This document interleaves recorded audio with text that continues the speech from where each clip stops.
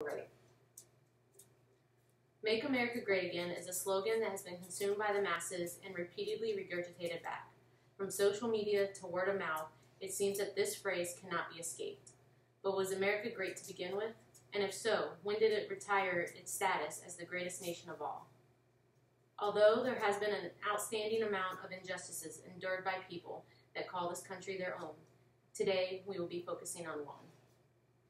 One that pertains to the integrity of this nation. One that should have never been a prior issue. One that if we overturn the issue, we will make America great again. By now, if you had turned on the TV or opened a social media app, you will see the main topic for candidates in the political race and those with a similar mindset. This trending topic is that of immigration.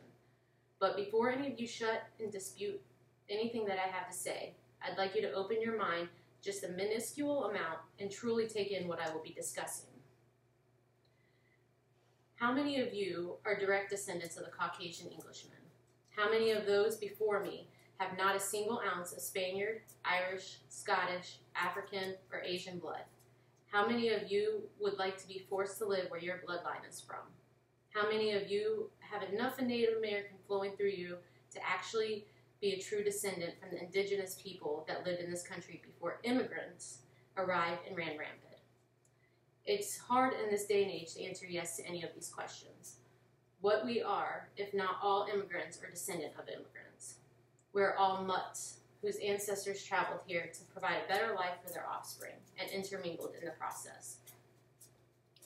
The United States of America in its earlier years was known as the melting pot, bringing in immigrants, their culture, lifestyle, religion, and food.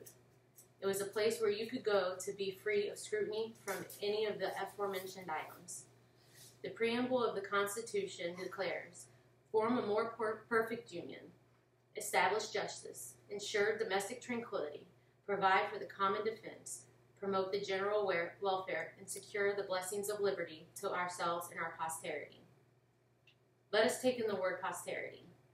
In the 18th century, as with today's vocabulary, the word is often and was often used to describe future generations. In general, rather than being merely biological descendants of a particular group of people, this piece of paper, signed by 55 delegates, is the backbone of the country, legitimizing its creation and further rule over it. Now, we have an individual who is attempting to gain control of the presidency who is anti-immigration. This individual focuses only on two categories of immigrants, Latin Americans and Muslims.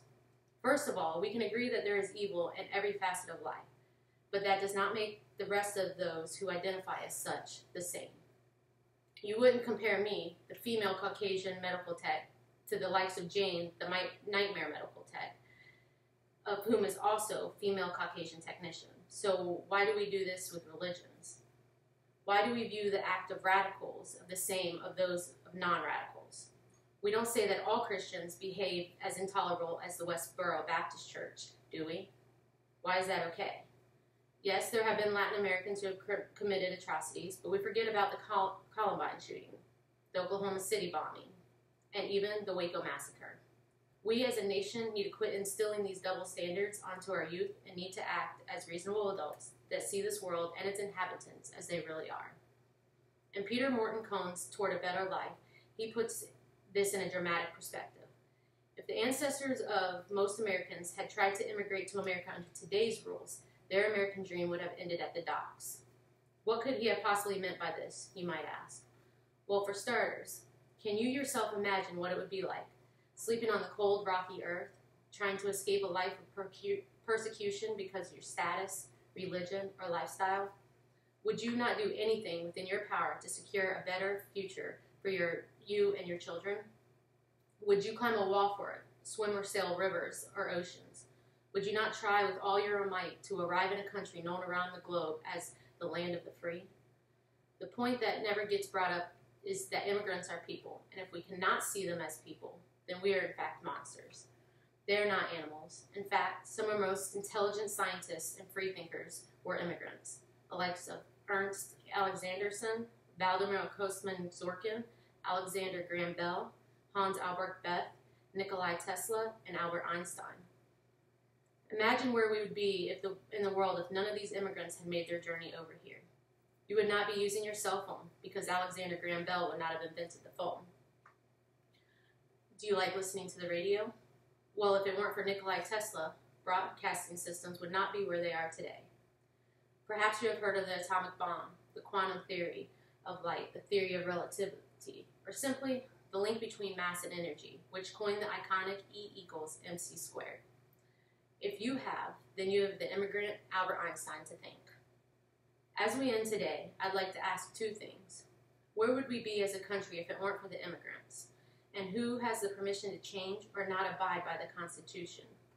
Is it the man whose grandfather came to the United States in 1885 from Germany, whose mother in 1930 sailed to America from Glasgow, whose both marriages have come from immigrants? No, it's not. It is all in our duties to make America great for the first time since its inception.